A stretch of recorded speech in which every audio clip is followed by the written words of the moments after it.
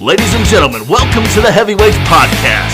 In one corner, standing at 6'3", 290 pounds of solid chicken wings, Dustin Urban. And this corner at 6'7", 280 pounds, the one, the only, Big Daddy Nick Klein.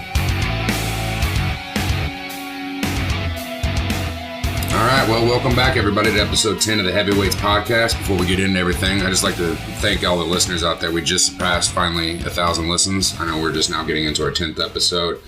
That's nothing crazy compared to some of the other podcasts out there, but to us, we really appreciate everybody taking the time out of their day, whether it be 5 to 10 minutes of each episode or the whole episode. This episode, though, however, is going to be a little different. Obviously, we're from Indiana. We're here outside of Indianapolis. We're on lockdown for the state as of tonight at 11:59. So technically, Urban, you probably shouldn't even be over here recording. You can't stop greatness. No, you can't. But this whole, the Olympics are getting pushed back to coronavirus. We wanted to see how it was going to affect the NFL. We weren't sure if it was going to wait this long, but the head physicians of the NFL last night basically announced they're done doing combine physicals, physicals for any free agents left, or any meetings with teams for physicals. They're going to focus on the coronavirus pandemic and everything, which they should. That makes a lot of sense. Yeah. It worries me, though, what is that exactly going to do to the draft? You have so many... A lot of medicals. Players that weren't invited. The players that weren't invited to the combine that still needed it. You have pro days that aren't going to happen now. So the draft, as of right now, is still going to start.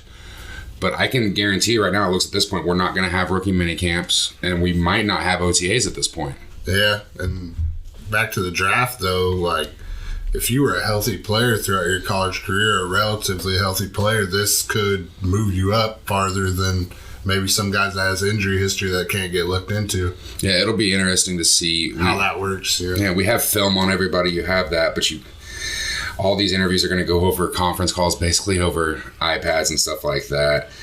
It's obviously this is going to be something we're going to update every week, and I'd rather start about this than the XFL. So right, we can't even get into that because, and even if we wanted to, the only thing we could cover is the MVP of the league has signed with the Panthers. So yeah, I saw Jordan Tamu sign with the Chiefs. Defensive end signed with somebody today. I can't remember off the top of my head, but Philip Walker or PJ Walker, whatever you want to call him, was a sought after. I mean, he got a 2-year deal. I think he got a $25,000 workout bonus added on last year or to next year's deal, and then $150,000. He can get up to like $2 million with the whole deal. So good for him. Good for him. All right, so we're gonna go in. We covered the free agents last week. We've got some big names left still that haven't signed anywhere. We're gonna start off with the biggest one. He was released by the Panthers today. They gave the Panthers $2 million in dead cap. They released Cam Newton. It was reported today by Ian Rappaport and Scheffner. Rappaport came out with they tried making a trade to the Chargers and Bears. Neither one of them really wanted him. Smart move by them, really. But the Bears gave up a 4th-round pick. Why the fuck wouldn't they give that up to Cam Newton? I'm saying, I don't know what they were offering before that. They went ahead and got Nick Foles, but smart move on the Chargers' part to not trade for him when you can get him for free now. Not for free, but... So top 3 landing spots for Cam Newton. We'll kind of start there. Then where do you expect him to go? And do you expect him to start or just be a backup until someone gets hurt? See, I'd love him at the Chargers personally. That would be a good spot for him. You got to think he's going to beat out Tyrod Taylor. 100%. I know that doesn't worry me. As long as he's healthy. We had his own physical done in Atlanta. Right. I'm just saying. Came back healthy, reportedly. As long as everything's good with him, he would beat out Tyrod Taylor. He could go into New England. Now, him and Bill Belichick would never work, so I don't think that would be a good spot for him, but he would beat out any of those quarterbacks. If Bill thinks he's a quarterback whisperer, he's by far the best one on the market. Right, especially for what they got going in that building. And then the dark horse team that I would pick would be the Dolphins for a 1-year deal. I mean, you expect them to take Tua Tagovailoa probably, or a quarterback with that fifth overall pick, their first one in the first round. You really see them doing that when they're bringing back I would obviously get rid of Fitzpatrick there and go with Cam Newton. I just don't see that one. I wouldn't mind it, but when you're sitting Tua, if you're smart. Yeah. I mean, Cam, to me, is still the potential to be a top 10 starter in this league, top 7, top 8.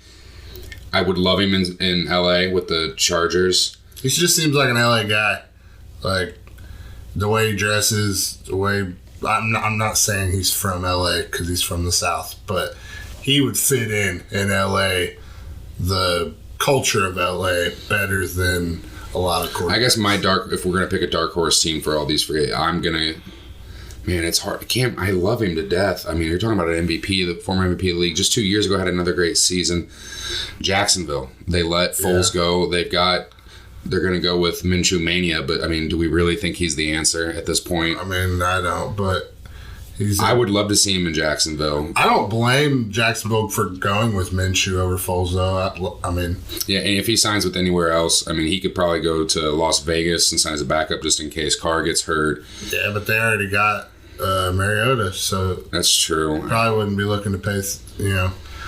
It's a tough spot. I've seen a couple people going nuts online saying the Colts should cut Jacoby and sign him automatically. Like, I wouldn't do that. There's no need. They're gonna ride the Phillip Rivers train this year. All I'm saying is you bring Cam in with Phillip Rivers, and that would be one hell of a quarterback battle. I know who would win it probably, but just because he's more comfortable in Frank Reich's offense. But if Cam's healthy, he's a better player than Phillip Rivers. Yeah, I'm all for that. Let's move on to the next guy. We got Jadeveon Clowney. He's still in the market. He's reportedly wanting $20 million plus a year. He's not getting it. He wants to be one of the highest paid defensive ends. I'd be cool with that if this dude could stay healthy and was an elite pass rusher, because he is one of the better DNs in the league against the run, if not the best. I mean, he played 13 games this year, only had 3 sacks. I mean, he does make impact plays, but the pass rush just isn't there for $20 million. Yeah. It looks like he's probably going to go back to Seattle, but what I would like to see is what teams are offering. I know the Jets had offered him, and he turned that down. They probably only offered him $16 or $17 million a year. See, that'd be around the number that I would be okay with 15. I'd be great for that. Come to the Colts on a 2-year deal, 15 20 million. guaranteed. Yeah. Something like that. You could make up to 40 million maybe if you with incentives. Right. I think that'd be a great deal. But I mean, I think right now he's going back to Seattle. My dark horse for this one will be the Indianapolis Colts. They've still got some money in free agency. That would shore up the D-line. I mean, you'd have a stout front there with DeForest Buckner, and there wouldn't be too many getting down on you. Yeah, you'd be really good. You want to start off with the next guy? Yeah, then we got Rashard Perriman. No, not anymore. I did this morning. He just signed with a 1-year deal with the New York Jets. Oh, well, he did sign with the Jets. That's probably their best offseason move so far. Not really saying much there. No, I get it. Then we got Jameis Winston. He's still available. He's going to get a backup spot somewhere at this point. There's not many open spots. But where do you like him? That's what I don't understand. I liked him with the Chargers before Cam Newton became available. So I don't. Man. Take your pick. He's going to be a backup somewhere. Maybe you go sit behind Big Ben. And, they kind of have a sort of similar game. They both like to chuck it. And, I mean... Big Ben doesn't turn it over nearly as much as... No, but... I wouldn't mind that. Maybe a Seattle, too. As a backup? Go sit behind. With no chance of playing there, though. Russell never gets hurt. What about... I guess we didn't talk about this earlier with Cam. What about Denver? The Broncos said they're all in on Drew Lock. I mean, you liked a little bit from what you saw with him last year. Didn't he go 6-0 to end of the year? I don't think so. It was either 4-0 or 6-0. But here's the thing. If he's not the answer and he struggles to start the year, why not have you have a proven backup right there. They let Flacco go. I could care less. Smart move. Yeah. I mean, you had to move on from him at that point, but Jameis will get a backup spot. I just don't know where. Then you've got Logan Ryan still available. Teams that need a decent slot corner. I know he's not what he was even 2 or 3 years ago. He could be in play at the Colts because the Colts let Pierre Desir. They released him over the weekend out of nowhere, which I know surprised a lot of Colts fans. He was one of the better slot corners in the league. He signed an extension starting right before the 2019 season. You've got teams that probably want to take the next step that just want to solidify their secondary. Philly, but they just got Darius Slay, so I'm out on there. Minnesota, for me, would probably be a good spot for Logan Ryan right now because they were just depleted in the secondary, and you saw that going into the playoffs last year. He'd be a good veteran to bring in there for them. Okay. Then we got Jason Peters. He's still available, the tackle out of Philadelphia. He's 38, 10 holding calls last year, but he's still a solid left tackle. Any team that needs it, the Browns should bend over backwards to try to get him. Is Conklin a right tackle? Yeah, Conklin's a right tackle. So Get him and Jason Peters for 1-2 years, maybe. Yeah. So here's the thing with Cleveland, though. A lot of people have them taken. We're going to do our mock drafts here in a little bit. How much money do they have left anyways? They've got enough to sign him. I think they've still got a little over $40 million.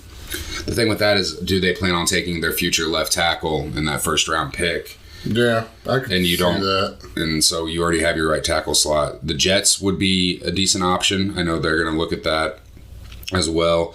San Francisco could use a sixth offensive lineman going into next year just in case something happens to one of their tackles. I know they got Mike McGlinchey. I don't know, though, if he at this point, I would assume he still wants to be a starter.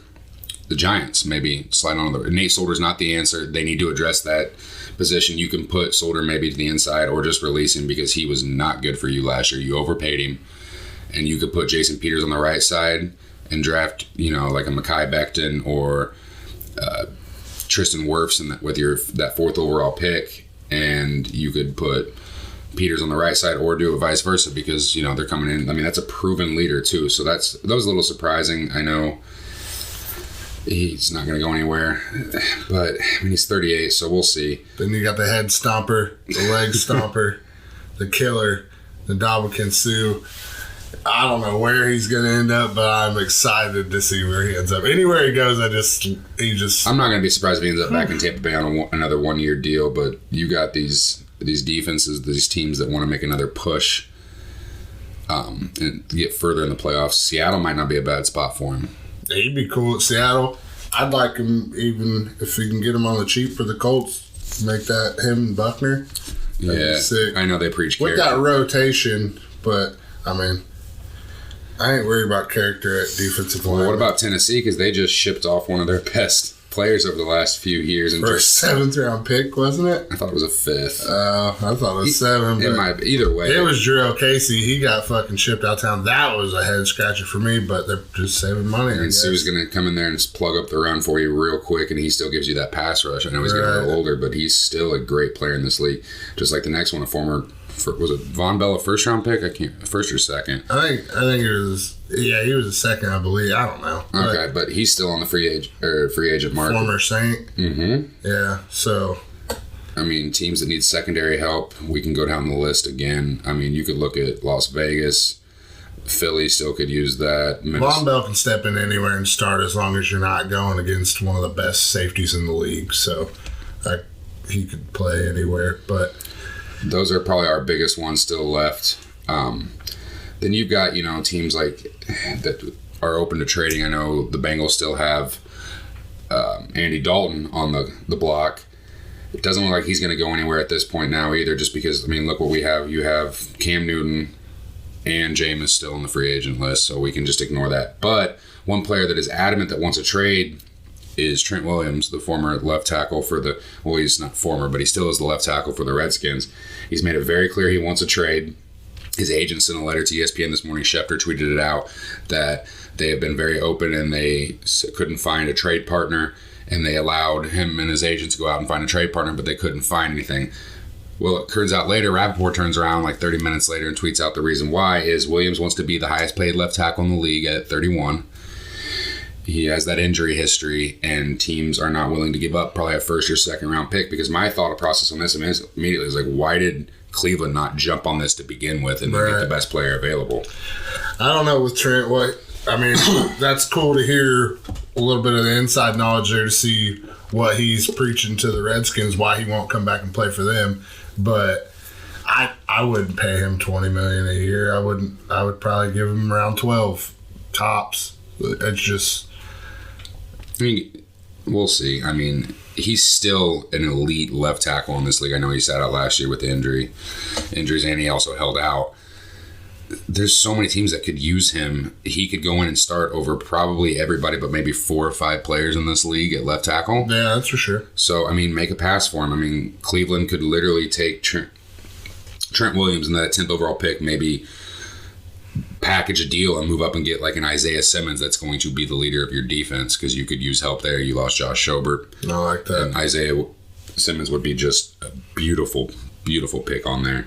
I love that, man. So with that, let's get into our draft. I doubt our first 3 picks have changed, but I'm going to let you go ahead and start off with your first pick of your 2020 mock draft 2.0. First pick, we're going with that Heisman Trophy winner, Joe Burrow. I don't think anybody can argue with that. Nope, still got that. I mean, that's clear-cut number 1, just like clear-cut. I'll start off the Redskins, clear-cut number 2, Chase Young. Get after that quarterback. He's the best player on the board and still the number 1 overall player on my big board. Here's where it starts getting a little tricky, though. I didn't want to take Jeff Okudah, number 3, to the Detroit Lions. I think the Lions are trading back, personally. But if they're picking there, it's Okudah for me. See, I'm there. You could do Okudah. You could do Simmons, too. That's what I looked at long and hard. And with the way Simmons just dominated that combine with what he ran, I mean, what was it, a sub 4.4, wasn't it? I think he ran a 4.39. Yeah, at his size. He can play in the slot. He can play safety. He can play linebacker. You can even put a hand in the dirt and get him on that edge with Patricia. And Patricia's a defensive coach. To me, Isaiah Simmons, with the way the league has shifted into the passing game, he is a harder player to find than even just a lockdown corner. I know they let Darius Slay go. Yeah. But I would like Simmons there. But for now, I'm going to take Jeff Okudah. Same here. With the Giants, I went, this is where we begin to differ. I went with Isaiah Simmons. Now, he would be a great fit in their defense. He'd be a great fit in anybody's defense. Don't let me fool you. But I like him at 4 there for the Giants. They need offensive line help, but I think I love that. They're going to go with Isaiah David Gettleman, preaches that he wants to get help on that defense. They've got a version of Isaiah Simmons, he's not even close, and Jabril Peppers. Right. I still went with Mekhi Becton here, my number 1 tackle off the Louisville. I really thought long and hard about Isaiah Simmons, but Gettleman has preached defense, but he's also preached the trenches, kind of like what Ballard's done in Indianapolis. You get your future left tackle there. He's 6'8". He was fluid at the combine. He is a monster of a man that you want to protect your franchise piece, who you think is Daniel Jones for the next 6 to 8 years. There you go. All right, on the board at number 5, we got the Miami Dolphins. This hasn't changed for me either. So my top 5, actually my top 6 didn't change. I got Tua Tagovailoa going to Miami. I think he's by far the second best quarterback in this draft class. You take a flyer on him. You're sitting him the first year behind Fitzmagic, or if you sign Newton, which I doubt that happens. But you get your quarterback of the future there. Yeah, I went with 2 as well. Can't really argue. At 6, I went with, for the Chargers, I went with Justin Herbert, quarterback out of Oregon. Get that. Even if you go out and get Cam, like we said with Tua, sit him for a year, get him used to the NFL, get him acclimated, and then really push forward in that second year. Today I seen the top 4 winningest quarterback, or the top 5 winningest quarterbacks in the NFL right now. 4 of them didn't play 1 game their rookie year. That have the most wins in the whole league. So the only other one that had, I think, was, I can't even remember who it was, but yeah. I mean, the game's changed. You draft these first round picks. I think Roethlisberger was the only one who played his rookie year. Okay. And they're all in the league right now? Yeah. Oh, okay. I took Justin Herbert as well, quarterback out of Oregon. I still think he struggles on his progression reads. The leadership questions are there. I wanted to actually put an offensive lineman here. So if they go out and get Cam Newton, or they trade for Dalton, or they do something that they don't go into the year with Tyrod Taylor, I believe that they will just scratch that. You're going to start seeing quarterbacks fall, and they're going to take the second best offensive lineman over here, because I really thought about Jedrick Wills here. I know Tristan Wirfs has more potential, but that would have given their starting left tackle. Let's go with the Carolina Panthers. This is where stuff's really going to start changing for me. I had Derek Brown in my first mock. I had them taking Isaiah Simmons, just a player that can do absolutely everything on there. You lost Luke Kuechly. You've got to get some help. I know they need that 3-technique defensive tackle, and you want to look at Derek Brown, but Isaiah Simmons, if he drops there, you're just beyond happy right there. And at 7 with the Panthers, I had them taking Derek Brown. He, like Nick said, he fits in perfectly there, but I've already got Simmons off the board there to the Giants at 4, so I went with Derek Brown. At 8, I went with Mekhi Becton, the tackle out of Louisville. I think he'd fit in and be great for... So is he your number 1 offensive lineman now? No, it was between him and Wills. But I like Becton at the Cardinals more. If I had the Giants picking the offensive lineman, I was going with Wills. Okay. But I like Becton for the Cardinals, the way their style of play more. See, they want quick, athletic linemen, correct? Yeah. That's Cliff Queensberry, get the ball out quick. Tristan Wirfs, baby. He blew up at the combine. Yeah. At worst, you got an elite right guard or left guard. You can switch him to right tackle if you have to. He moved to number 2 on my offensive line big board after that combine. I know with some pass protection, technique, and work at the next level with his footwork, he'll get back on track. Arizona made the steal of the offseason so far and got DeAndre Hopkins because I originally had them taking CeeDee Lamb. Now let's get Kyler Murray some protection so he can get the ball downfield to everybody. That offense has the potential to be elite, and if they can fix the offensive line this year, watch out. So you went with Tristan Wirfs? That's what I just said. I didn't hear you, sir. Yeah. They said they wanted fast, quick pace. Yeah, I got you. Who'd you go with at 9 then? All right, Jacksonville Jaguars up at 9. This is their second picks.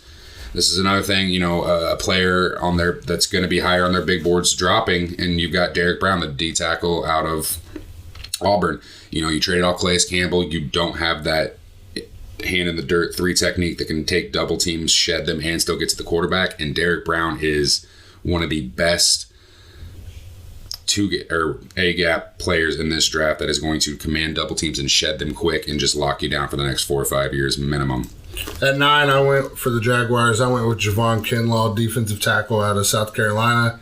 I love that there. I would have Derek Brown going there, but I got him going. No, I get that. I love Javon Kinlaw, but Jacksonville can go in so many different directions there. I still think that I can't tell if they're going to try to rebuild or they're going to move forward because I wouldn't mind a receiver here either. Or right. you can go offensive line. You can go in so many different directions. Depends on how they value defensive tackle over wide receiver, and if I can see anything that they've done over the past, you can't take that into account because Coughlin's gone. Right, but all I'm saying is if I can see anything they've done, I would think it would be defensive tackle. All right, let's go 10. Cleveland Browns are on the clock. Who you got? I got them taking right tackle out of Alabama, Jedrick Wills. That's exactly who I got. You've got to get some help. He can play the left side, and I think he will because Conklin's going to stay on that right. This, to me, is the next best offensive lineman that's left on the board because I've already got Tristan Wirfs and Mekhi Becton gone. You're going to start seeing we have the potential to get 4 or 5 offensive linemen off the board within the first 12 picks just because of the value there. You want to protect your franchise player. You've got to do something to give Baker some more time because they've got some weapons. Now, Baker can't turn around and get his completion percentage up or look anything close that he did his rookie year. It's a prove-it year for Baker. Yeah. All right. New York Jets on the clock at 11. They've done a lot of work in free agency on that offensive line. To me, though, when they signed Fant, he is not a left tackle. I know they're going to play him there. I said, screw it. I have them taking Andrew Thomas, offensive tackle out of Georgia. I went with Tristan Wirfs, guard. He can play tackle out of Iowa, but he'll be a guard. So that's still it's a value pick there. He'd be a starter for sure. Yeah, they've still got it. They need all 5 new starters. I know they've signed 4 or 5 offensive linemen already, and they've got some depth. Some of them won't be starters, but I like that for them. That's you got Wirfs going that far. I don't think there's no way in hell he lasts that long though, but that's just my belief. That's fine. All right, we got a brand new team on the clock, Las Vegas. I know they're not new, but I'm excited to see Raiders. The Raiders are up with their first of their 2 first-round picks. So who you got? I got them taking CeeDee Lamb, wide receiver, Oklahoma. I think Mike Mayock's really big on him, and So why do you think Mayock is actually big on him here? Because, Mayock's, he's done the draft coverage for so long. He's been a great GM so far in Vegas. Why do you see him over Jerry Jeudy? I just think he fits their scheme better. Just what they like to do. I know. He'll be returning kicks for them. They don't really have a returner. Okay. I like a great returner. No, I get that. But I'd like him fitting in with the Raiders better than Jerry Jeudy. Okay. See, I'm still going to go with Jerry Jeudy here. I know Mayock's not be-all, end-all at the combine test results, but Jeudy did nothing to hurt himself. CeeDee Lamb looked really good at times. I still think Jeudy is the clear-cut number 1 here. He's a proven route runner. He has been big on that in the past, and his hands are elite. I think Mayock and Chucky, John Gruden, are going to love what they can get out of Jerry Jeudy. And him falling here at 12 just because of the needs of teams ahead of them, they're absolutely going to love him. Got our first trade, though, with 13. So, as you know, any Colts fans out there, they shipped their 13th overall pick last week for DeForest Buckner to the 49ers. Great move. So, the 49ers now get 2 first-round picks. They're drafting here at 13. They've got some needs. I think I originally had them when I did our first draft. They need some cornerback help. They could use offensive line depth or even another starter at guard or center. For sure. Too high to take anyone here, but they're going to need receiver help. So I got them taking CeeDee Lamb, a player that can do absolutely everything that's going to be a beautiful thing in Kyle Shanahan's offense. And I got them taking Jerry Jeudy. Okay, so I mean it's a swap. It's a coin flip with CeeDee Lamb and Jerry Jeudy. I personally think Jerry Judy's the better receiver, but I like CeeDee Lamb more at the. Lamb's just one of those players. He's not gonna test anything crazy. He wouldn't have done that at his pro day. But when you put that film on, I mean, he just makes plays. He was by far the best player on that team when they got blown the fuck out in the national semifinals. Yeah. I mean, he worked Christian Fulton, but I mean, you get the ball around him, he's gonna catch. I think his catch radius and ability to move when the ball is in the air, adjust his body is second to probably only T. Higgins in this draft class. But I like that there. I mean, I really, really do. We'll see. But then with the Buccaneers at 14, I went with Andrew Thomas, right tackle out of Georgia. He can play left too, but get some offensive line help there for the Buccaneers. Brady. Get Brady upright and look for a running back. They do need that help. I think in the first mock draft did you have Jordan Love going to Tampa Bay? Yeah, I did. Okay. I didn't because I had him gone by then. I don't have him here because you got Brady. So here's my thing. You want to protect Brady. You don't have the value here, in my opinion, to take anybody. You could look at Josh Jones, the tackle out of Houston. I don't think that's going to happen. He didn't do enough for himself with the combine. His pro day would have helped him. Here, you're taking the best player available. I know you're probably not bringing back Ndamukong Suh. I think they should, but they probably won't. They took Vita Vea in the first round, I think, 3 years ago. Let's take another guy to plug him in right there. Let's get that defensive line back to elite like it was last year. Javon Kinlaw for me is dropping here, and at 14, that value is just a beautiful thing. If he's at 14, anybody's you're taking him. I love it there. He's gonna wreak havoc on the inside. You're gonna have 2 elite run defenders, and Kinlaw can get out to the quarterback. Maybe better than Derek Brown at times. You got it on that South Carolina defense last year. I went back and watched more film. He's the only person most teams would even look at, trying to contain. I know it was against Alabama. He was triple teamed, I think, 4 out of 5 plays on a drive that I watched. I was like, good Lord. That's the only thing Saban cared about. So when Nick Saban's planning against, which Alabama's always going to have a good offensive line because the way they recruit. If they're triple teaming him, that's a problem. If they're showing you that much respect, that just shows you how big the ball is. I really like him. I mean, I think he's closer to Derek Brown than what people give credit for. But whoever gets him, wherever he goes, for me here, dropping to 14, Bruce Arians is going to love this pick. Yep. So the Denver Broncos are on the clock at 15. They could go with several different directions. I think in my first mock, I had them taking C.J. Henderson, but I don't see that happening now. I know they just got rid of Chris Harris. I got traded for Boye. Yeah, I know. And so I was like, man, do I keep C.J. Henderson here, who is the clear-cut number 2 corner in this? I with this one, too. I know they could use offensive line help, but there's no value here. They need a number 2 receiver, though, to me, outside of Cortland Sutton, who emerged in his second year. Get him a speed demon. Henry Ruggs right here for me. That's who I'm going with. I went with Henry Ruggs as well. Take off the top of this defense. He has some better hands than what people are giving him credit for. You can play him in the slot and on the outside. He's actually, you go back, I was watching film again. Ruggs in the slot, you see a lot of these receivers that can take punishment over the middle. What Ruggs does is he's able to move his body before the defender gets there. So think Marvin Harrison or Reggie Wayne. You remember Harrison would just catch the ball and just get down. Right. Ruggs is like that a little bit, but he's able to shift a little bit and then use that speed. And no one's touching him in the open field. He's faster than Marvin Harrison. So yeah, Harrison plays faster. Yeah, I'm just saying so let's get Drew Lock some help there for me. You got 2 receivers, and then you got what? They took Fant last year in the first round. You've got some pieces, and they've got a dynamic 1-2 punch in the backfield now with Melvin Gordon and Phillip Lindsay. Right, you can't argue with what they're doing there. And then we got 16 with the Falcons. I went with C.J. Henderson, cornerback. I like that. Out of Florida. They just got rid of Trufant. They just cut him earlier last week, I think it was last week. But he'd fit in great anywhere. But with Dan Quinn in that defense, he'd look good. Yeah, Raheem Morris is the don't quote me on that, but I think it's Raheem Morris got moved back to D coordinator. Atlanta now has 11 first-round draft picks on that starting on offense. Well, you can't take Laquan Treadwell as a starter. He's been a bust. But they signed him the other day, so that gives them 11 former first-round draft picks. No team started more than 8 in a season, and they will start 10 this year. So, I could have gotten them help there. Better produce. Yeah. For me, I know they signed Fowler, correct?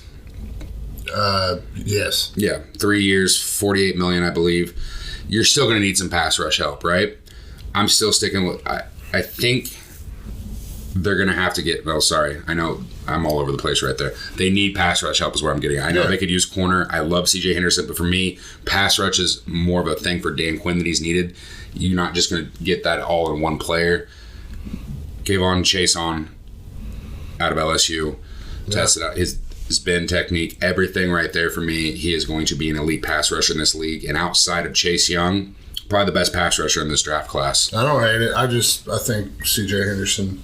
No, I like that too. I mean, that gives you a physical corner that is going to never probably have, like a Darius Slay type season, like 8-9 interceptions. He's a guy that's not going to get thrown out a lot. But he's eventually going to be a lockdown corner, kind of like Nnamdi Asomugha. I was explaining that to someone the other day. Asomugha, when people weren't talking about him, when he was in with the Raiders, no one was talking about it, but no one was throwing the ball to him. So he'd have one interception a year, but he'd probably have 10 batted passes. Right. But you're talking maybe 6 targets a game, and if he went that. To the Eagles and just disappeared off the that was that whole dream team.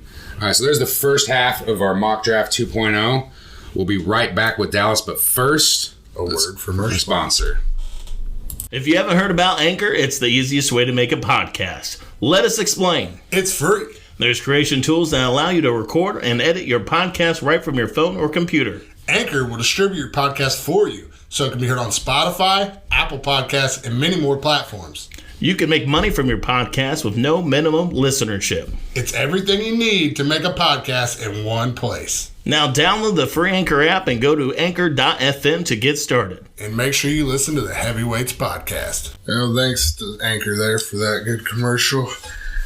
With 17, we got the Cowboys on the clock. Who you going with, Nick? Sticking with the same thing. I know he ran only a 4.62 at the combine, which is a little iffy on safety, but they're still going to need some safety. I know they signed Clinton Dix. I still got them taking Xavier McKinney out of Alabama.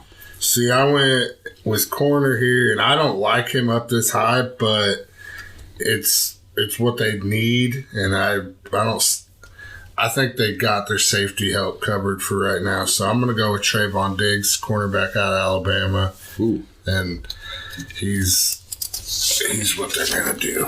So, yeah. I mean, I'd look at Christian Fulton before I went with Diggs, which, I mean, it's not a slight at Diggs. Corner's too high there. You're still going to need safety help. There's no question about it. Clinton Dix is somebody else in as well, though. Dix is only going to be a 1-year place.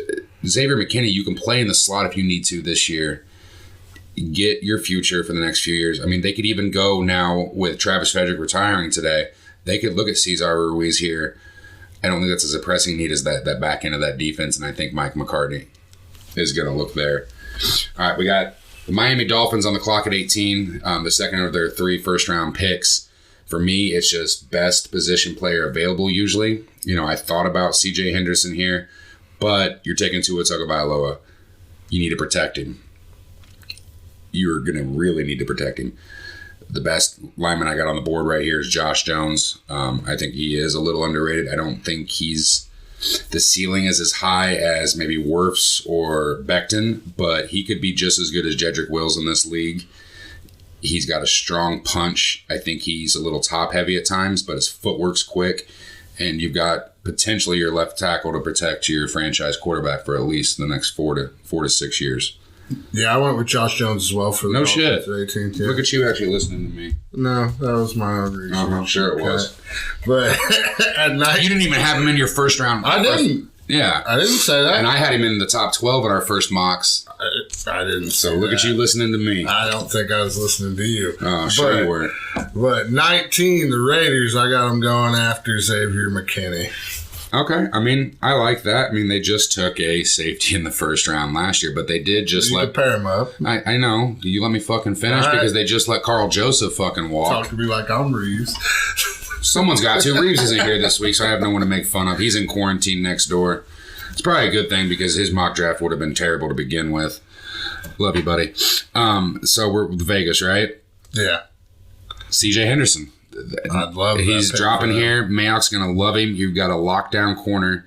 That was a no-brainer for me. Once this started falling the way, other teams are playing needs and stuff. I mean, Henderson is going to be a great player in this league. Yeah, I wouldn't be surprised if he goes a lot higher than that. I had him going to the Falcons, but any team that's like, I need a corner, he's the best one in the draft. So I mean, even, actually, I didn't think about it. San Francisco wouldn't have been a bad choice right there at 13. right, I I had a hard time, but they need offensive help too. I think it's more pressing right there to get an elite receiver. But they could take Henderson because I think we're going to see some reaches on corners in this first round. Yeah, me too. And I'll probably Especially late. I'm going to probably end up flipping that and putting San Francisco taking CJ Henderson. Well, luckily we'll have another one. Because when we were on the podcast for the Bring the Juice podcast, I told them CJ Henderson, don't be surprised. He's got the intangibles that Ballard likes, and they were kind of a little thrown off. I was like, he is a better player than what people are getting him credit for. Yeah. I think he's not going to be Jeff Okudah, but he closed the gap a little bit to where he established himself as the clear-cut number 2 corner in this class. I like him a lot, but who'd you go with at 20? All right, so Jacksonville's up on the board at 20. So this is their second of their 2 first-round picks. Man, they need corner help too in this. I don't like doing this, but I got them taking Christian Fulton out of LSU. We know he got worked hard in the college football playoffs, but other than that, I mean, he was better than Greedy Williams, and he was the better defensive player out of him and Grant Delpit this year for LSU. People didn't throw the ball his way much. I know he got worked by T. Higgins. He still has the range, and he had a really good combine. He ran, a 4.43, I believe. I love this pick here. You're going to get, if not an elite corner that's a number 1, you can get a solid number 2 here. I know why people are bitching about him getting burnt by T. Higgins, but you got to remember T. Higgins is a pretty damn good receiver too at the same time. And Clemson's offense is pretty damn good. There's other shit to worry about. But I went with Clavon Chason, defensive end, and here's why I did it. Ngakoue wants out. He's we know stated that 1,000 times. So plug him in for Ngakoue right there day one. He'd be a great addition to the Jaguars defense. I wouldn't mind that.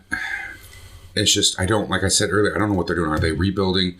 See, for me, I got them taking, so this pair is Tarek Brown and Christian Fulton. That's some pretty good solid pieces to start on defense. I would pair Javon Kinlaw, is that who you had? Kinlaw and Chason with Josh Allen. Chason drops there. Yeah. I mean, that's great. Yeah. I mean, it's just where are they going to head here? I think they could also just be, like Miami and just taking the best player available. So, but then you got the next team, the Philadelphia Eagles, on the clock at 21. They've addressed some issues in the free agency. They just made Darius Slay the highest paid per year corner in the league. They brought back corner that they had a few years ago from New Orleans, or safety, sorry. I forget. It's not coming to my name, and I'm sounding like an idiot right now just by bringing that up. But they're gonna need some help. I've got them taking Denzel Mims. Not a big name, until a few weeks ago. He ran a sub 4.35. Killed it at the combine. Killed it at the combine. Went back, watched a little film. He's great in open space. He is really good against press at separation and getting away from the defender. I would have personally loved Henry Ruggs in that Philly offense, but he's not going to be there at 21, at least in my opinion. No. And since he's not here, I know you've got other wide receivers that people are going to have ranked higher, but he fits in the Philly system way better to me. They took J.J. Arcega-Whiteside in the second round last year. They're supposed to still be their red zone receiver. Yeah. I don't know what's going to happen there, but this gives them an offensive weapon that they can plug almost slot, outside, inside, anywhere right there. So I love that fit. I went with the receiver too. I went with T. Higgins. I like him for the Eagles there. they really need to get, besides Zach Ertz and Alshon Jeffries, if he can ever stay healthy. I mean, I like Dallas Goedert too, but they need some wide receivers up there for sure. Then at 22, the Vikings, I went with Christian Fulton, cornerback out of LSU. You had him going a little earlier, but they just got rid of Xavier Rhodes, and he stepped right in. Yeah, so I switched up my mock draft here. I know wide receiver wasn't a need for Minnesota. They just let Stephon Diggs go, and they got a hell of a return for him. Justin Jefferson here, you're going to get another receiver who didn't test terrible at the combine. He's not going to flash like Henry Ruggs did, or a Denzel Mims, or some of those guys, but he's another player kind of like CeeDee Lamb you put on the film. All he does is make plays. I think he had 111 catches last year, over 1,500 yards and 18 touchdowns. You're getting an elite receiver here. You're getting more help for Kirk Cousins. I love the Jefferson fit here. Corner is a need. I could have had them taking Trevon Diggs. I just don't like it. I didn't think They just traded his brother, so he probably wouldn't fit in there. That's going to have nothing to do with it. But I mean, he doesn't like the Vikings organization. They might not want to deal with I can see that corner. at some point. I mean... Yeah, but I like the fit here. I mean, you've got some corners that could sneak late into the first round. I don't see it here. So now you got another intriguing spot here at 23. The New England Patriots are on the clock, and holy shit, do they have some holes to fill because there's no Tom Brady. Yeah. They could go in a lot of different directions, so I'm going to start it off here. I got them taking Jordan Love because, personally, I think he's going to drop now that we have so many teams that don't necessarily need a quarterback in the future, like Tampa Bay. I don't think, why waste Jordan Love right there? Because you want to win now with Tom Brady. That's why you sign him. Colts, they'll have the first round pick, I get it, but you sign Philip Rivers to win now. They're going to look at a quarterback later. If Bill Belichick thinks that he is still the quarterback guru, Jordan Love would be a great fucking fit in New England. I went with Jordan Love as well. All right. So, yeah. And then at 24... Who's on the clock at 24? The Saints are on the clock, and I went with Patrick Queen, linebacker out of LSU. I think pairing him up with Demario Davis. So the combine didn't scare you a little bit with him getting a little quad tweaks? Injury? Yeah. No. No, it shouldn't, but I'm curious. I mean, I'm always worried about anybody getting injured, but...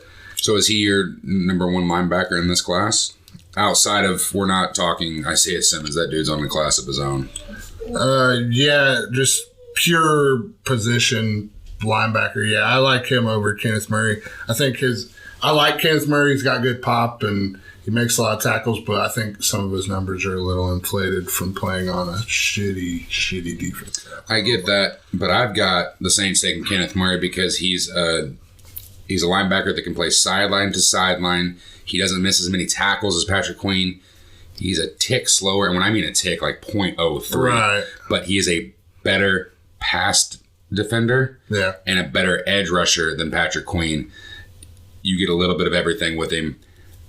New Orleans is going to love him to pair him next to Demario Davis. I mean, he is going to be a player that is just going to be all over the field, and you're not going to have to worry about the tackles might not be the 150, 140 like a Darius Leonard or somewhere else, but you can plug him on the line. I mean, blitz packages, everything. I just love that fit there in New Orleans. I mean, I'm thinking too, they still need receiver help, but man, I mean. Well, they signed, what's his name? Fuck. I forget. Oh, yeah, they signed Emmanuel Sanders. Yeah, but you're still going to need some receiver help. But I think that allows them now not to be first round reaching. To get some depth in the second or third round there. Like a Chase Claypool would be a good fit there, or Peoples-Jones. All right, so New Orleans, we both went linebacker again, so we're kind of staying similar here. Just I wish I want to do a mock draft before this is over, what the hell each one of us would do, because it'll be completely different. Right. So we should do that here in a couple of weeks, because I'm trying to think of what these GMs are going to do, and each one's are a little different. Minnesota's back up on the clock at 25. I originally had them taking a D tackle. They're going to need that fucking help now that they let some people walk. Yeah. But they can go in a bunch of different directions. Let's start off with what you got, Urban. I went with Yadir Gross-Matos, defensive end out of Penn State. to replace. Yetur Gross-Matos? Yeah, I'm not a fucking. Gross-Matos? I don't know. That's how they fucking. You just say miss Reeves being here because he butchers names. Hey, I butcher names too, but yeah, I went with him. He's probably your third best pass rusher. Yeah, after what Epinesa did at the combine. Right. Yeah, I would have had Epinesa. Yeah, probably going a little higher, even possibly. I 100% agree on that. I'm pretty sure I had him going to the Falcons early on in my first mock draft. No, I had Chase on for the Falcons, but I had Epinesa going to Miami at that second pick. I was like, you're going to get a pass rusher. But I like Matos there. They need corner help, though. Yeah. I got them taking Trayvon Diggs, buddy. He's the best one left on the board. I already had him taking a corner. I know, but with Diggs there, I know there's going to be the question just because what his brother's going to tell him, the family and everything. Who gives a shit right now? This kid's going to be happy to be a first-round pick, get that fifth-year option to get extended. He worries me a little bit in the run game. Will he tackle well? But he's physical enough for his size. I know he's not perfect size, but I mean, I don't mind it right there. So you've got to get corner help because if you wait until the second round, you're not getting a starter. You might get a slot guy. I could be wrong, but you've got to address, I think they're going to address defense with that second pick and offense with that first pick. So the Miami Dolphins, the laughing stock of the NFL the last few years, have their third first round draft pick. They're up at 26. Who you got, Urban? I got him going with DeAndre Swift still. That's who I had the first time. I know they signed Jordan Howard. Yeah. But they're not touching it. Running back here. I still like DeAndre Swift there unless you think you punch. Unless you want to give him that fifth-year option. Man, I don't think it's so. I mean, for me, it's best player available there too.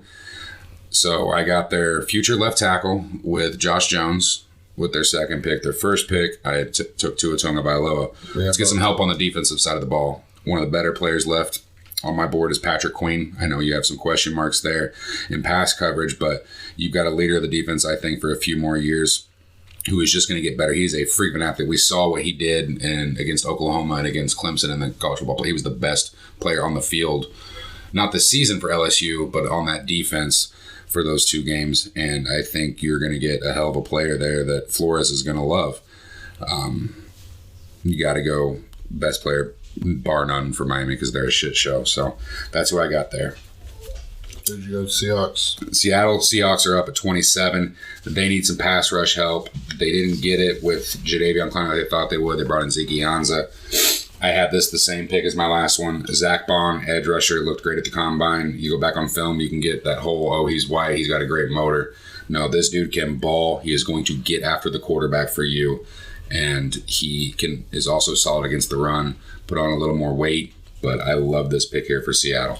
I went a different route for Seattle. I went with Grant Delpit, safety out of LSU. I think I'm not saying he is anything like the Legion of Boom safeties that were back there, Cam Chancellor or Earl Thomas, but they've never replaced either one of them really, so I'd go with him there. I mean, I like that. There's no way in hell Delpit's going in the first round anymore. That's my personal belief. He's dropped. He's not the best safety anymore. So many question marks in his work ethic. He's gonna drop like Greedy Williams did last year, man. I don't hate it, but second round value I would rather have there. 28, Baltimore Ravens, who I love what they've done since free agency. I mean, they got Calais Campbell for a goddamn fifth-round draft pick. And they franchise tag Judon. I mean, they are going to be elite on that defensive side of the ball again, I believe. You need help. Let's get some help for Lamar Jackson. Let's get him a big-bodied receiver in that red zone that they can trust to pair with Hollywood Brown.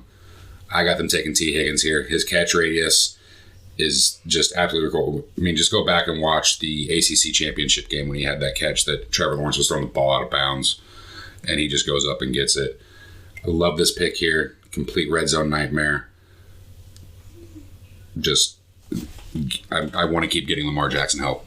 I know a lot of people won't say receiver for them, but for me right here, I think this is great value. I don't hate that. I have him already been gone, but I went with Kenneth Murray, linebacker out of OU. All right. In there, get some help. I don't hate that either. I think I had them taking Patrick Queen in my first mock. I'd have to go back and look at it. Yeah, you did. Okay.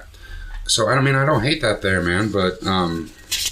Like I said to you many times before, and pretty sure in the last podcast, to me, it's who you like out of the two between Patrick Queen and Kenneth Murray.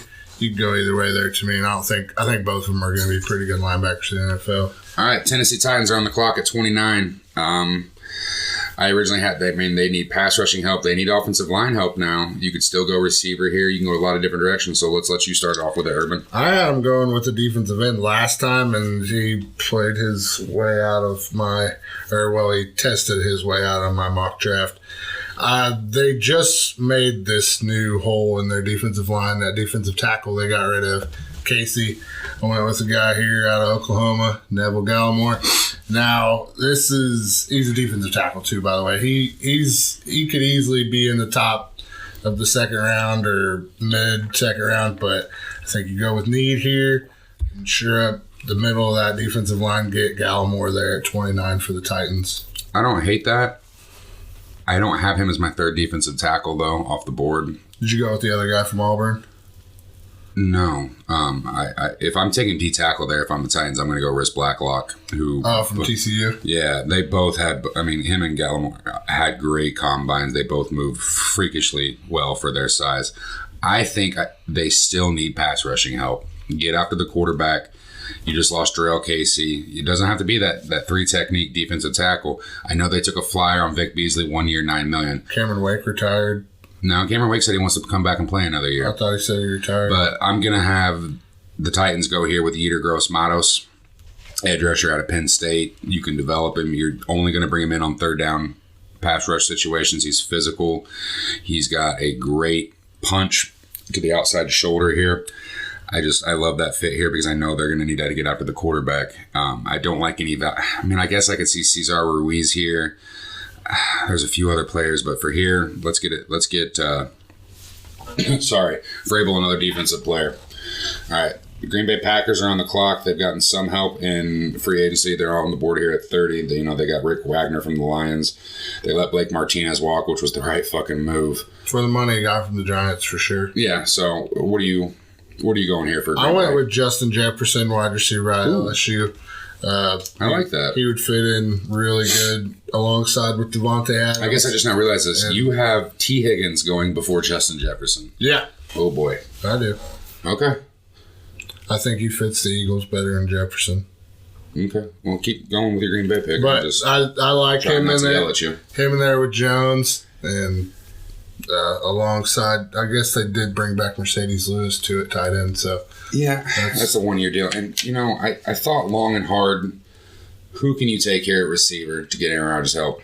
Chenault's not going to be Laviska Chenault's not going to be worth it out of Colorado. Brandon Ayuk, I think that's a reach. Y'all sucked at stopping the run, and you've addressed it a little bit. No, just Green Bay. I'm not talking about you like you're the host. That I just keep going back to that NFC Championship game. It was just terrible. Get a big-bodied dude that's going to command double teams, that's going to eat the run-up.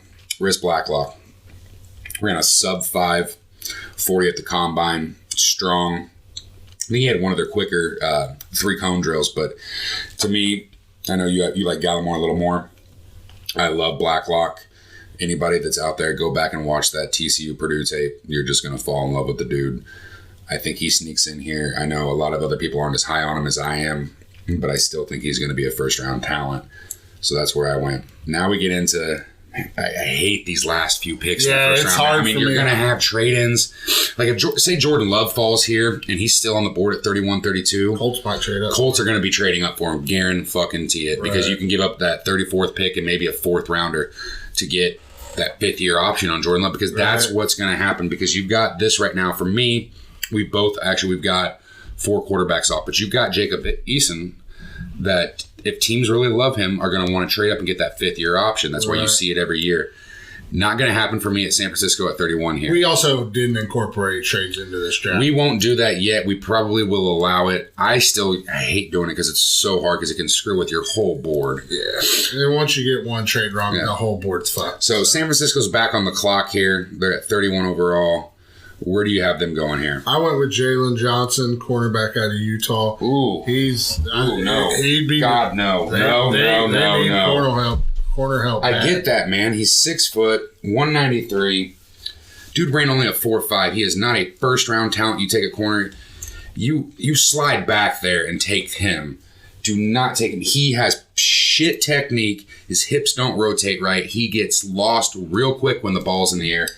I think he's a second-round talent, but he is not worth 31 there to me. Yeah, I just don't think they got... Unless they're trading back and they're going corner. Right. And that's why I told you. I'm stuck there. I know. And I started off this conversation with I hate these last couple picks. I could have went Cesar Ruiz there, but I feel like that's a little high for him, too. I don't think... No, I think he has a chance to sneak in that first round. I mean, you look at Tennessee could go there. Baltimore could even go there with losing Yonda.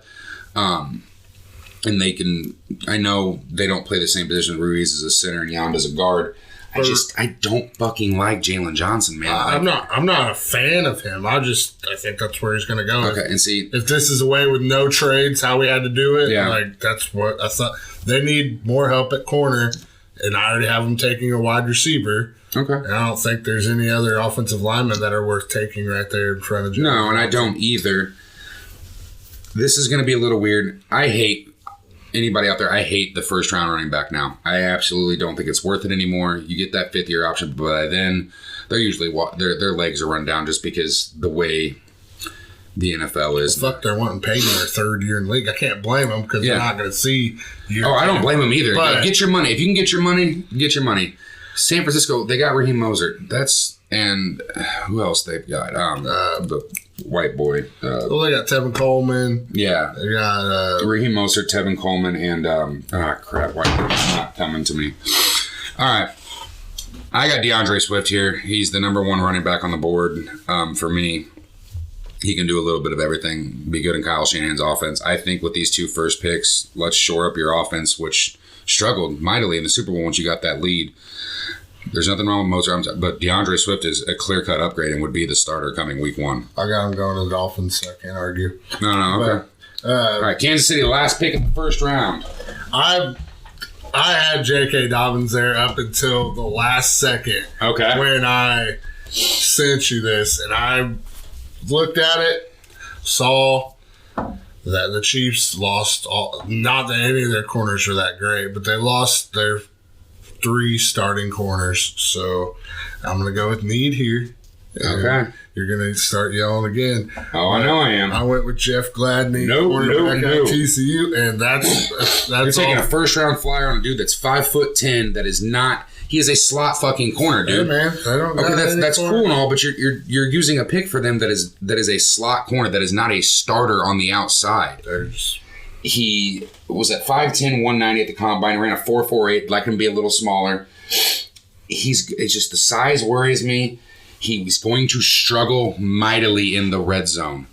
Bad. He gets bullied quick when he tries to do press coverage. He can't just hold that man for a second. He will get thrown around, then his hips don't rotate fast enough, and then he struggles to catch up in the red zone. I just think he is going to be a problem there.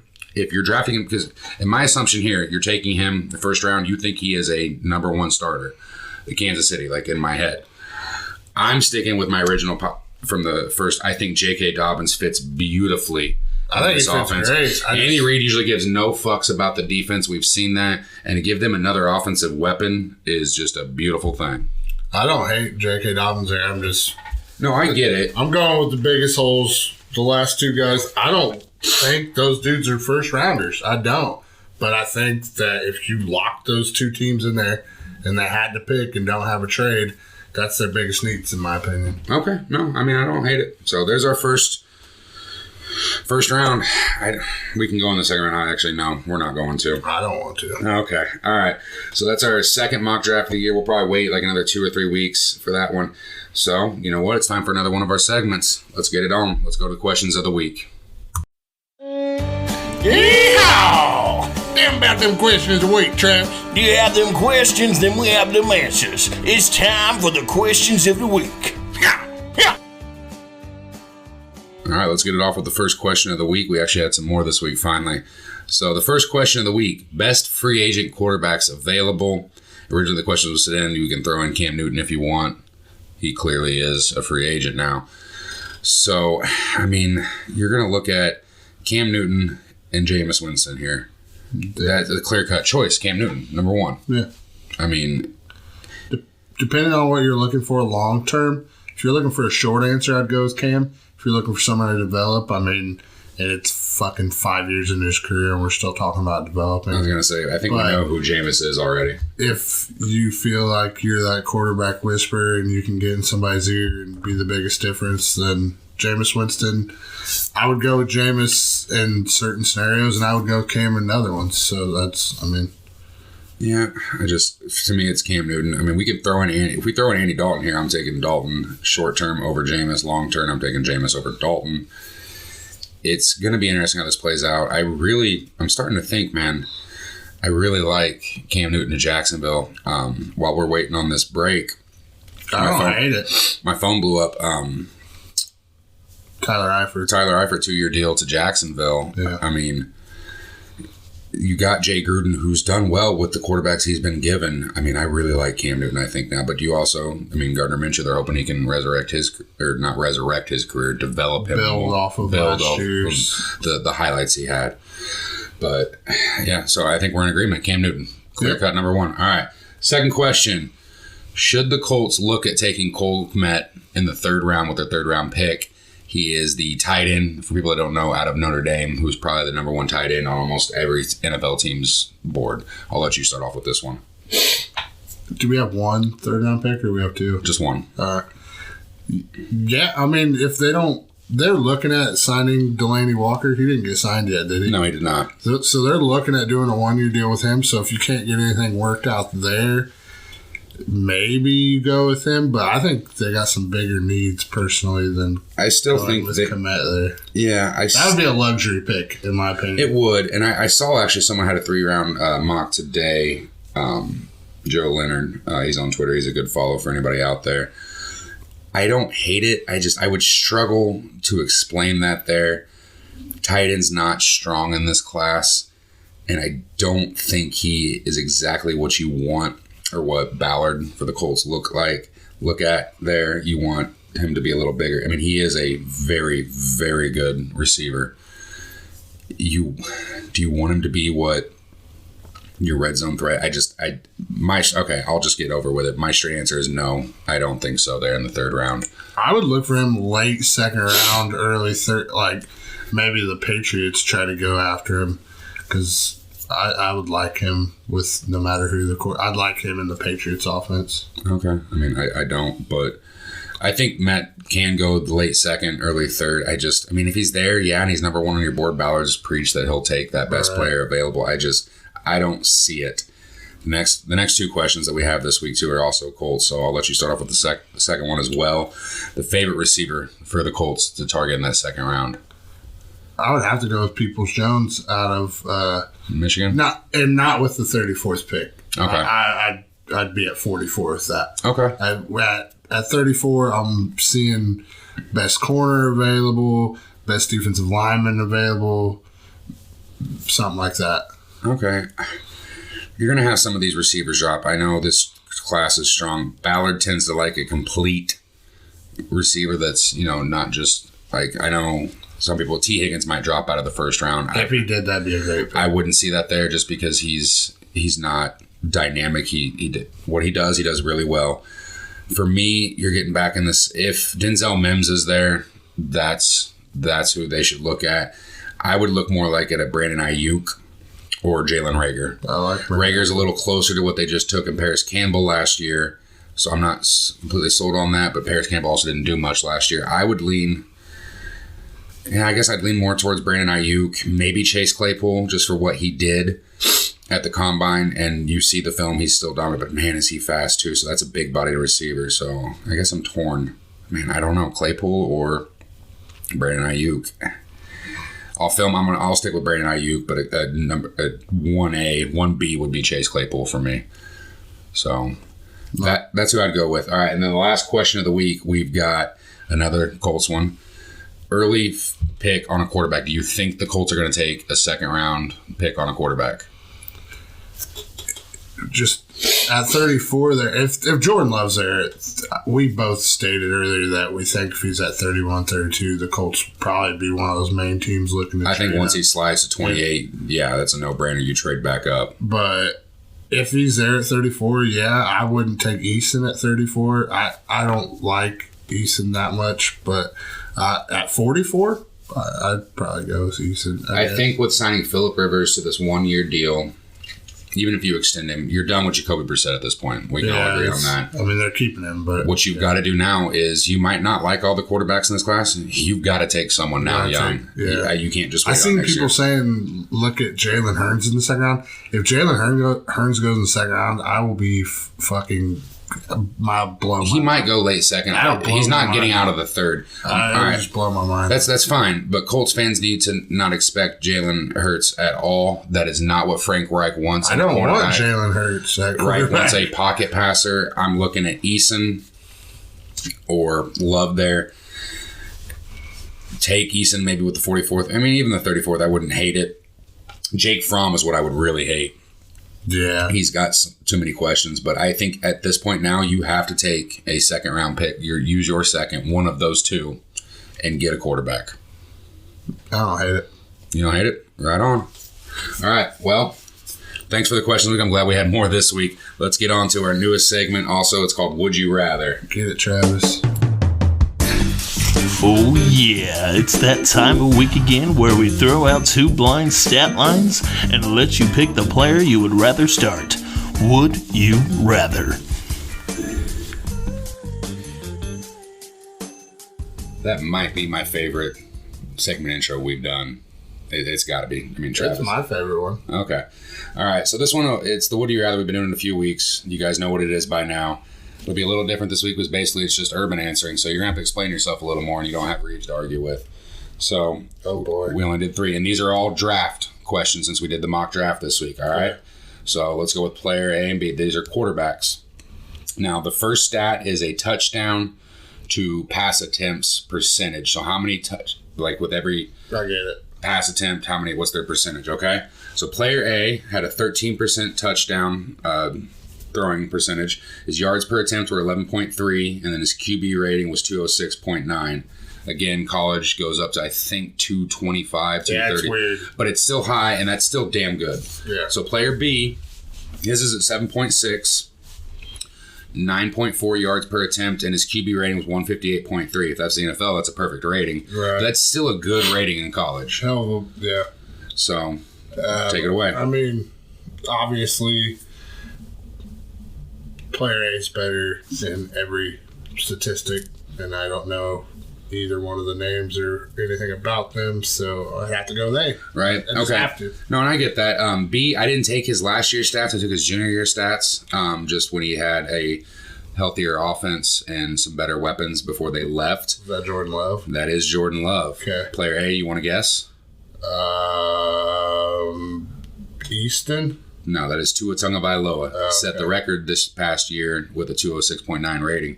I mean, 13. You got to think every time he threw the ball, didn't even have to be complete. 13%, touchdown.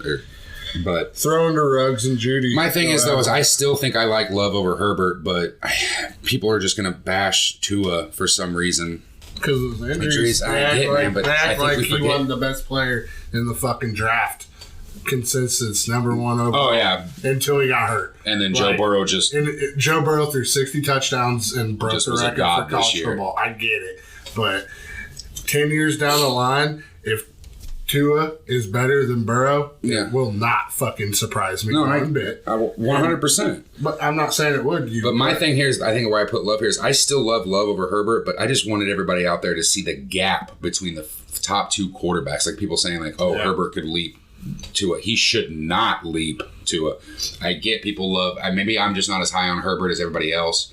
I think it's the ceiling for Love can be so freaking high. Here's my thing to anybody that hates Tua out there.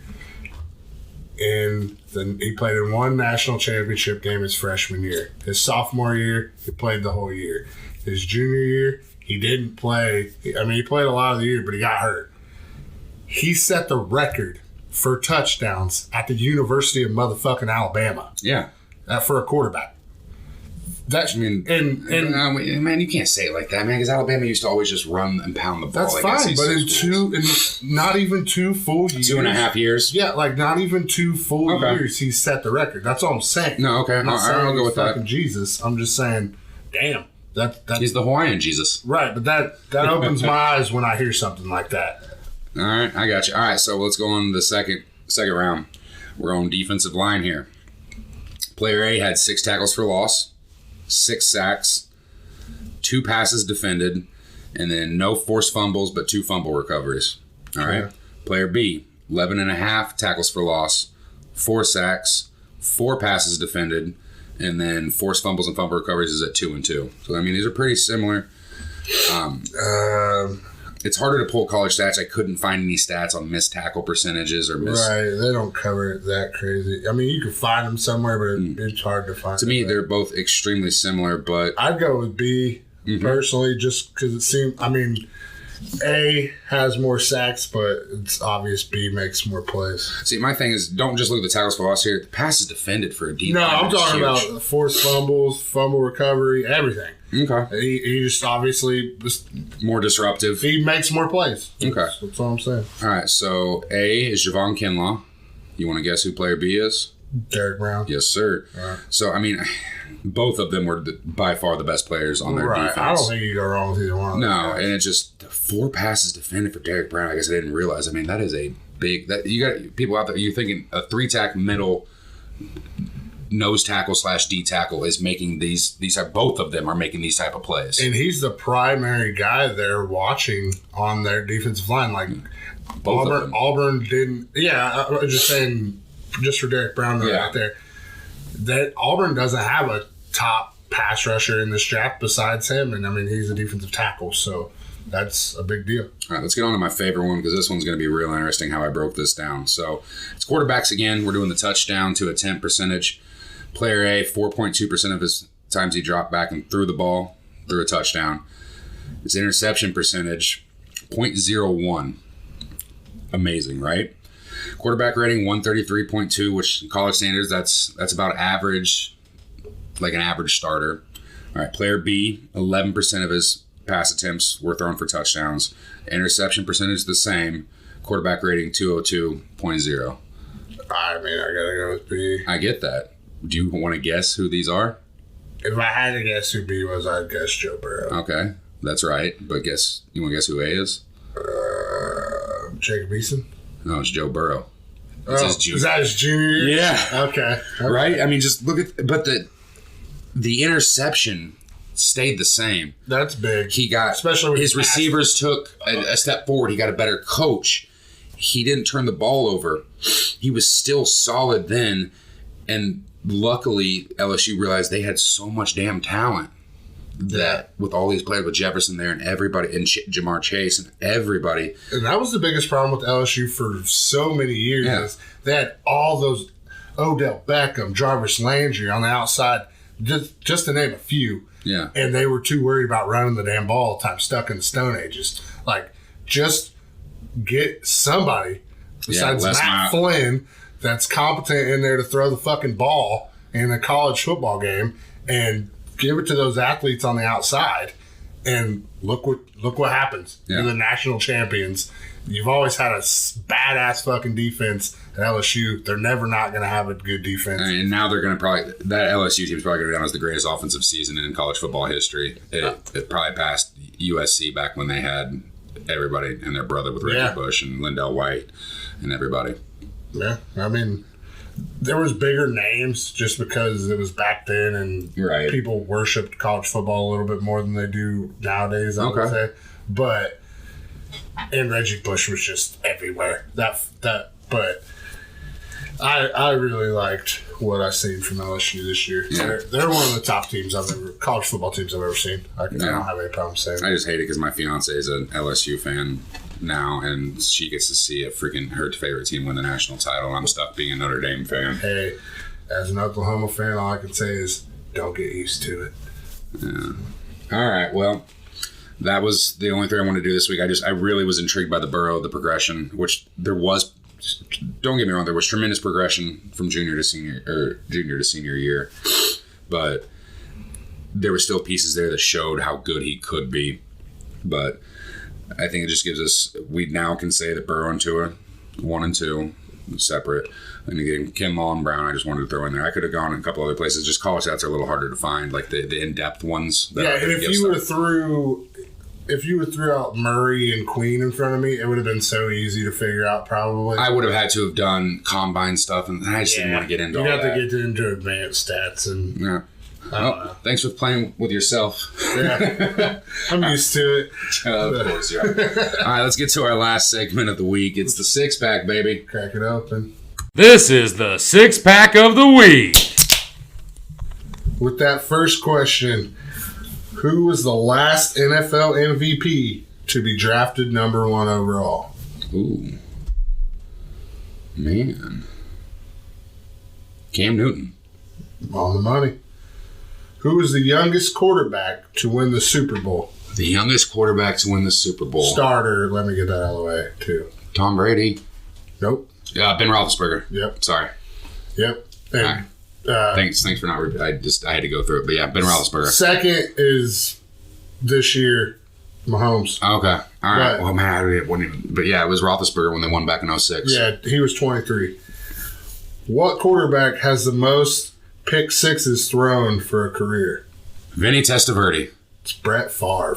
Oh man, Vinny Testaverde's not a bad. He's second. Okay, so that's not a bad guess. Yeah, you're not far off.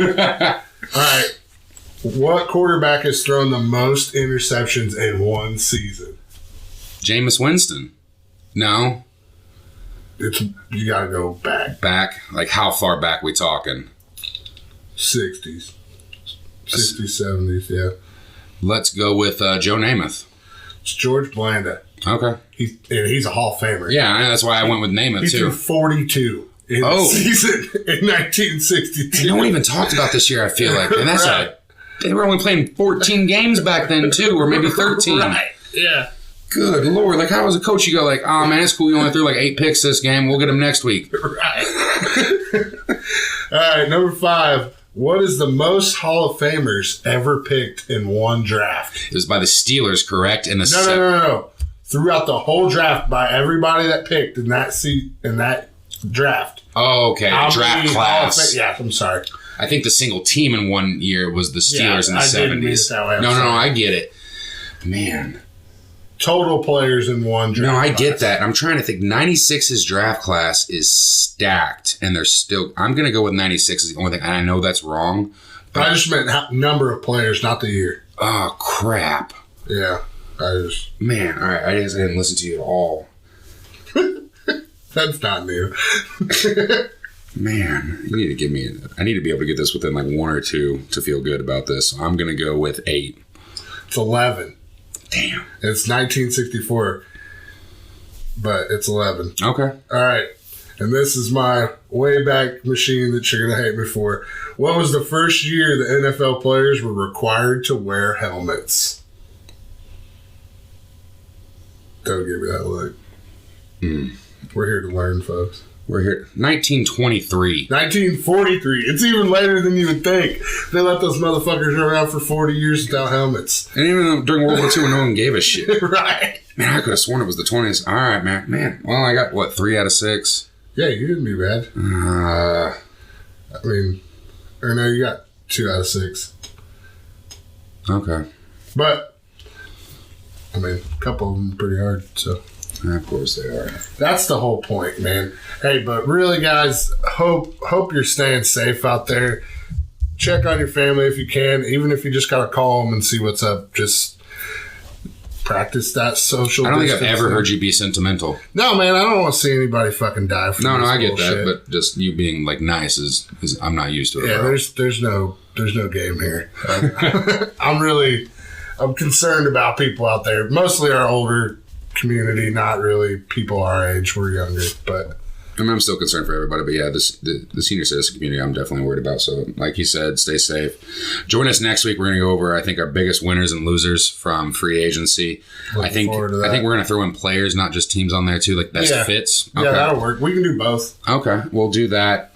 Questions of the week will revolve around your free agency, like what you're concerned about with what your team did. We'll get that posted, actually, so you can actually send us some. Yeah. So make sure you're following us on Twitter, you're liking us on Facebook, you're interacting with us like you guys have been. It's been amazing.